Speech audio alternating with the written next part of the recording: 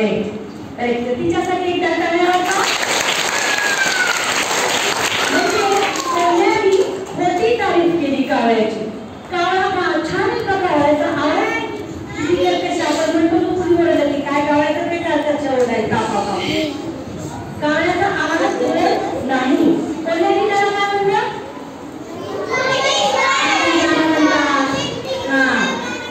म्हणजे कावळा कोणत्या कावळ्याला म्हणजे खरं बोलला का नाही. तसंच आपल्या आजूबाजूला असणारे माणसं आपल्याला खोटं खोटं बोलतात. तू किती हुशार आहे, तू किती शहाणी आहे, तू खूप छान दिसते, तू खूप सुंदर आहे, तुझा आवाज किती छान आहे, तुला हा ड्रेस किती छान दिसतो असं सारखं म्हणत राहतात. काय झालंय तुमचं काय झालंय किती आहे बेटा ये तुम्ही करून दाखवतोय तरी या बघा कोणासाठी चाललेलं आहे हे तुम्ही करतात. खूप छान डान्स पण करतात आवाज न येता. खूप छान नाटक पण करतात. तुम्ही गेले तुमची नक्कल पण करतात. याचं कारण त्या खूप लक्ष देऊन ऐकतात लक्ष देऊन बघतात. तुम्ही तुमच्या गप्पा मारल्यावर काय करणार आहे तर कुणीही आपली छोटी स्तुती केली तर त्याला भुलायचं का आपण नाही.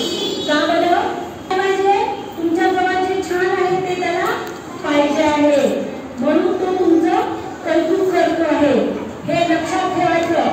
आणि तसं जर तुम्ही सारखं करत असेल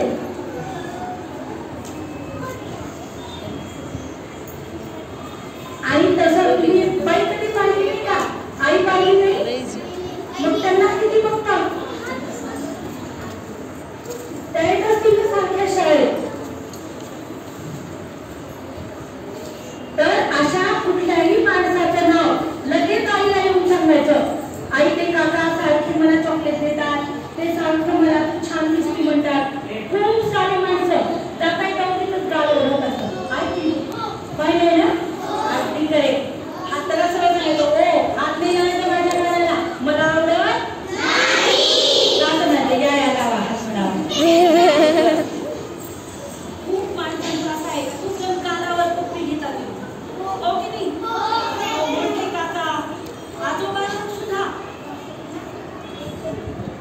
तर आवाज माझा मोठा आवाज मागेपर्यंत येतोय ना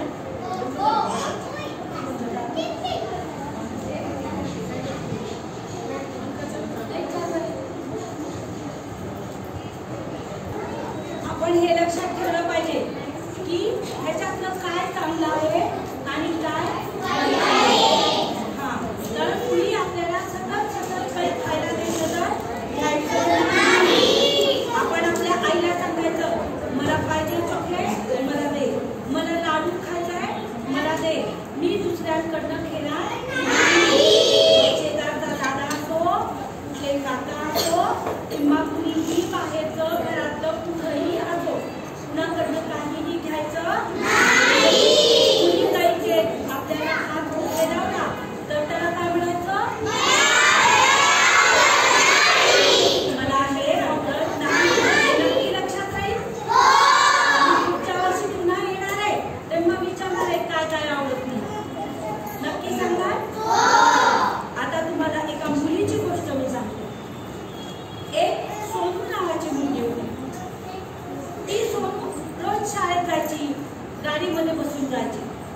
तर ती जी सोनू होती ती एक दिवशी खूप बसायला आईला कळत ना सोनूला काय झालंय. तर सोनू काहीच सांगेना.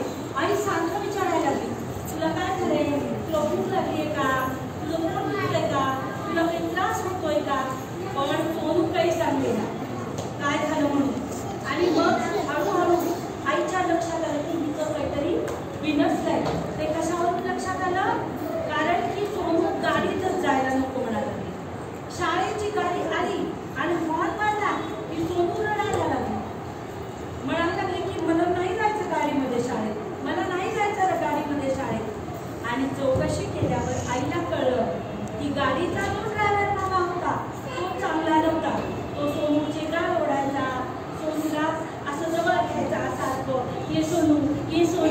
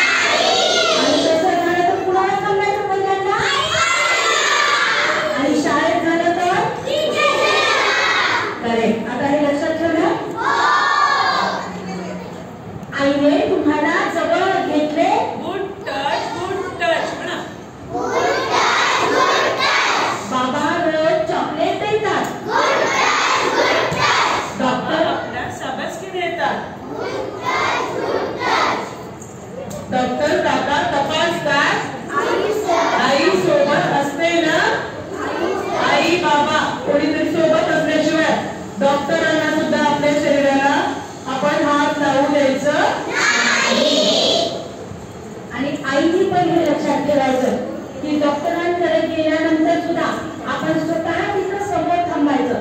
त्यांनी पडदा ओढला तरी त्याच्या हात पण आपण जायचं आणि तिथंच थांबून मुलीला तपासू द्यायचं. अशा रीतीने सगळ्यांनी हे लक्षात ठेवायचं की आपल्याला काय आवडतं, कोणता टच आवडतो, आपल्या आईचा टच हा गुड टच असतो आणि बाकी सगळ्यांचा टच हा फक्त लक्षात ठेवायचं. कुठेही कुठल्या गावाला गेल्यावर, ट्रिपला गेल्यात, शाळेमध्ये आलात, कुणालाही कुठेही आपल्या शरीराला हात लावू द्यायचा नाही. काही जणांना म्हणजे कसा हात हातात घेऊन दाबायची सवय असते, हे पण बघितलं का तुम्ही? हा, तर तसं करू द्यावा कारण इथून हळू हळू हळू वर असा हात होत नाही. म्हणून पहिल्यांदा नाही म्हणायचं, काय म्हणायचं,